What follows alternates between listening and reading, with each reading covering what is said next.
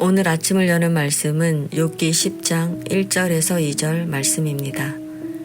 내 영혼이 살기에 곤비하니 내 불평을 토로하고 내 마음이 괴로운 대로 말하리라. 내가 하나님께 아뢰오니 나를 정죄하지 마시옵고 무슨 까닭으로 나와 더불어 변론하시는지 내게 알게 하옵소서. 아멘. 성도 여러분, 고난을 만날 때 어떻게 하십니까? 욥처럼 까닭없이 당하는 고난이라면 우리는 절망할 수밖에 없을 것입니다. 그러나 그리스도인이라면 고난을 마주하는 방법이 분명 달라야 합니다. 왜냐하면 하나님께서는 고난을 통해 우리에게 말씀하시고 하나님의 뜻을 이루어 가시기 때문입니다. 그러므로 욥기에서 우리가 눈여겨보아야 할 부분은 의로웠던 욥이 고난당했지만 결국에 회복되었다는 처음과 끝 이야기가 아니라 욥이 친구들과 대화하는 중간 부분의 내용입니다. 조금 지루하지만 대화를 통해 욥기가 우리에게 무엇을 말하고자 하는지 깨닫는 은혜가 있기를 소망합니다. 오늘 함께 보실 욥기 10장은 빌닷의 말에 대한 욥의 대답입니다. 1절을 보면 욥은 내 영혼이 살기에 곤비하니 내 불평을 토로하고 내 마음이 괴로운 대로 말하리다 라고 말합니다.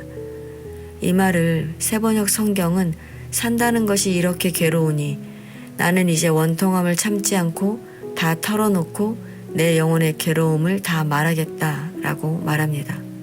즉, 욥은 지금 너무 고통스럽고 괴롭다는 것입니다.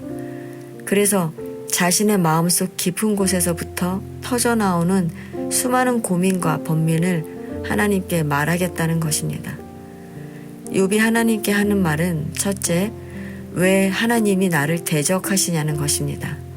3절을 보면 욥은 나는 하나님께서 손수 만드셨는데 왜 나를 학대하시고 멸시하시면서 악인이 세운 계획은 다 잘되게 하느냐. 이러한 하나님을 욥은 도저히 이해할 수 없어서 하나님을 향한 괴로움과 탄식이 점점 깊어갔던 것입니다. 둘째는 왜 하나님이 사람처럼 판단하시냐는 것입니다. 4절을 보면 욥이 하나님께도 육신의 눈이 있나이까? 하나님께서 사람처럼 보시나이까? 묻습니다. 이 말은 하나님은 세상을 창조하시고 운행하시는 전능하신 분인데 왜 사람처럼 죄가 없는 나에게 허물과 죄를 찾으시냐는 것입니다. 욥은 분명히 하나님께서 내가 죄가 없다는 것을 아시고 내가 하나님의 손안에 있다는 것을 아시는데 왜 나를 고난 가운데 두시는지 탄식하는 것입니다. 셋째는 왜 하나님이 나를 지으셨는데 멸하려 하시냐는 것입니다. 욥은 하나님께서 진흙을 빚듯이 나를 지으셨는데 어찌하여 나를 티끌로 되돌아가게 하시느냐고 묻습니다. 욥은 하나님께서 살과 가죽으로 나를 입히시고 뼈와 근육을 엮어서 내 몸을 만드셨고 나에게 생명과 사랑을 주시고 나를 돌보셔서 내 숨결까지 지켜주셨는데 왜 지금 고통 가운데 내버려 두시는지 탄식합니다. 그러면서 욥은 하나님께서 자신을 이렇게 고난 가운데 두시는 것이 하나님이 자신을 만드실 때부터 멸하실 마음을 갖고 계셔서 자신을 감시하다가 갑자기 가차없이 자신을 징벌하시고 소멸하려 하시는 것이라고 토로합니다. 넷째는 왜 하나님이 나를 죽이지 않느냐는 것입니다. 욥은 하나님이 나를 이렇게 고통 가운데 두실 것이라면 왜 모태에서 살아나오게 하셨느냐고, 차라리 모태에서 죽어서 사람들의 눈에 띄지 않았더라면 좋지 않았겠냐고 탄식합니다. 이러한 욥의 괴로움을 한마디로 말하면 결국 왜 나를 죄인 취급하시냐는 것입니다. 성도 여러분, 욥은 하나님께 의인이라고 인정받은 사람이지만 지금 자신의 비참한 상황 때문에 하나님이 인간에게 과연 의로우신가 하는 의문을 제기하고 있는 것입니다. 그런데 우리가 여기서 주목해야 할 것은 욥이 이해할 수 없는 고난의 현장에서 더욱더 하나님께 나아가고 있다는 사실입니다. 1절에서 욥은 내 마음이 괴로우니 하나님께 말하겠다 했습니다. 2절에서도 왜 나를 정죄하는지 하나님께 묻겠다고 했습니다. 성도 여러분, 우리가 고난의 현장에서 하나님께 말을 건다는 것은 매우 중요한 의미를 가집니다.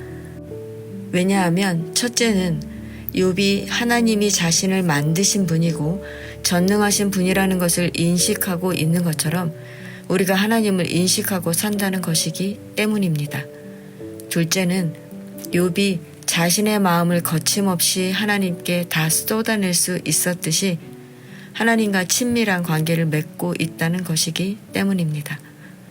그래서 욥이 고통스러웠지만 고난의 여정을 걸어갈 수 있었던 것입니다.